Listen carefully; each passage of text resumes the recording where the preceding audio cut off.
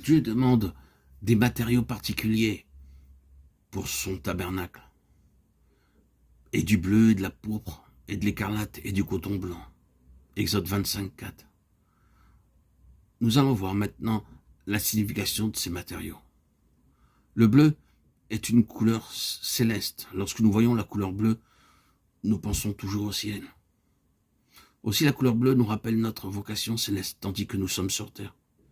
Bien qu'ici-bas, nous puissions avoir à travailler comme hommes d'affaires, employés, docteurs, enseignants, lorsque nous sommes sauvés, nous recevons une vocation céleste. Hébreux 3.1. Une vocation céleste et un service céleste sont le privilège de chaque véritable croyant.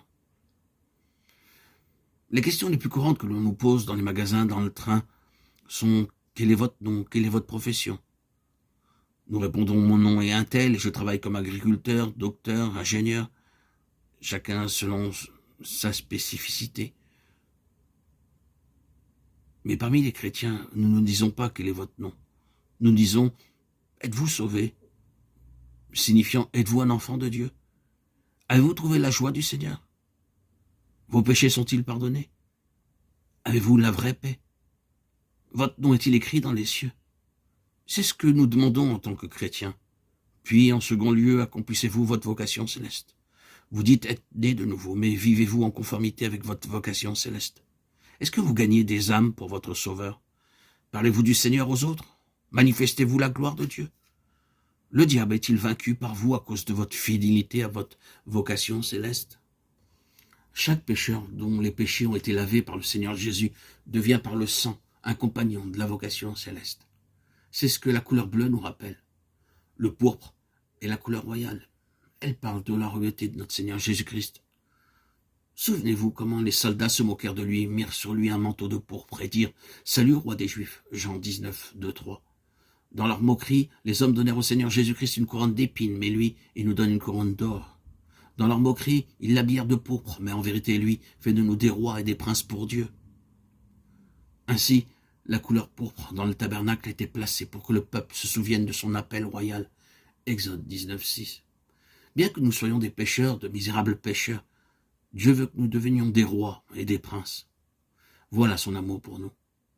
Nous pouvons avoir violé chaque loi de Dieu et l'avoir affligé pendant de nombreuses années. Cependant, le plan divin est que nous devenions actuellement ses rois et ses princes. Il nous a donné la Bible et son Saint-Esprit pour nous préparer pour cette vocation.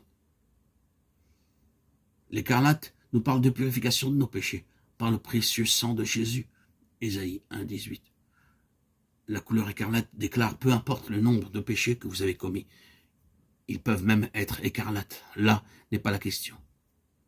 Le sang du Seigneur Jésus-Christ peut laver chaque souillure. Mon frère, ma sœur, mes bien-aimés, ne laissez pas vos péchés vous maintenir éloignés du Seigneur Jésus-Christ. Auditeurs, auditrices, venez à lui et confessez-les tous. Son sang est suffisant pour purifier le pire des pécheurs dans n'importe quel endroit du monde. La couleur écarlate nous enseigne que notre Seigneur accueille tous les pécheurs, aussi misérables soient-ils. Luc 15, 2. Et nous arrivons en dernier lieu au fin lin retors.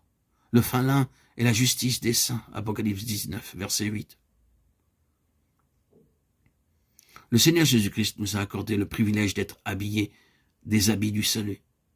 Il m'a revêtu des vêtements du salut, il m'a couvert du manteau de la délivrance. Ésaïe 61, 10. Le lin blanc parle de cette robe qui nous est donnée pour couvrir notre nudité. À notre nouvelle naissance, la véritable nature du Seigneur Jésus-Christ nous est donnée pour nous rendre justes en lui.